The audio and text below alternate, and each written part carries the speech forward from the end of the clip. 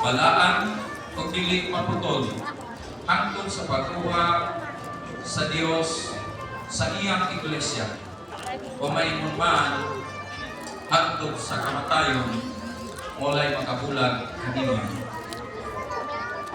Di mo ba kini isa?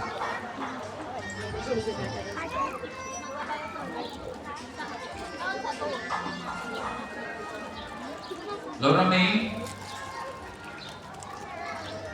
sa tubangan sa labang kagagahong o sa presensya ng mga saksi na anin karon, imong kuhaon si Jomar ingon nga imong pinakaslang pana. Imo ba siyang higugmaon, lipayon, tapuron, padayon na magabantay nga to kaniya, makiguban kaniya sa kalipay, sa kaguol, mag-aamping ining mong tali o higot, balaan o dili maputol, hangtod sa pagkuha sa Dios sa iglesia, o bisan pa man kung kini kamatayon man ang moabot, maulay makapamulag kaninyo, o yun ka ba ni Lorame?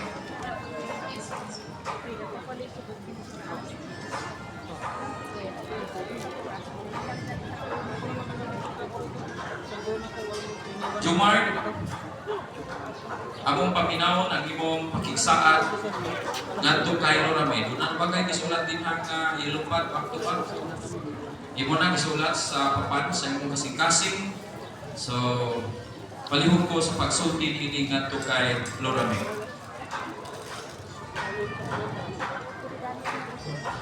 Ayun mga alas na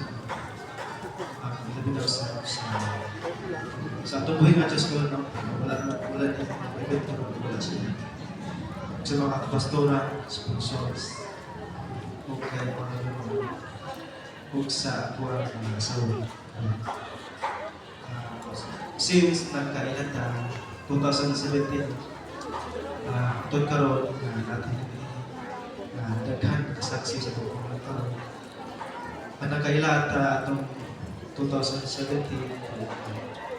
na malitaw ko nimo, hindi paabot ko isa ka tuwing pastor, hindi magkuha na ko ang talbis na ako. So, sa 1 year na akong pagod sa iya, nag-background check ko tungkol sa iyang status, tungkol sa status. So, since mo ito hangtod, nagkaanak namin, kung daghan kaayo na struggles na katabok ng ups and downs. So, pabilit kami malingkod sa pagkatuig na malagipod. Ay, 6 years na malagipod. So, ang karon ang akong kalipay dili pabayaran ang dili ngayon na sobrang successful kayo. And then, nagkailata sa sinudan kayo. Kung salamat ko sa iyo, ibigana. So sa wala pa ko nagbuha kung minyuan, nag-friend ako sa mga pastor. Balak si Kinsa, basta na ay kahagod sa mga. So since mas labaw pa niya ako ipamay sa mga siya, usa sa anak sa pastor, kita lang ako magalibog di lang pastor, public sa si pastor na kagawan na salamat kayo kay mama po sobrang kayo pang papinanggawan ug sa iyang pagpangga sa asawa mas nakita ako sa iyang lang kayo nila uban sa iyang mga igsoon ni Lord sa iyang igsoon salamat kayo nahimulag yun ko ni Lord nabihin karon nahimulag yun isa sa himaw na kinakaroon na diin dili na ni uyab lang kundi kami ninyo na so salamat kaayo din na diin ang akong ako kayo pasalamat ninyo nga sa imong pagka mapinaghausap ko nako ang imong pagka mapinusano sugat ng kailatan. Ita, since nagkailata, sa'yo na kausap ko kita sa inyo.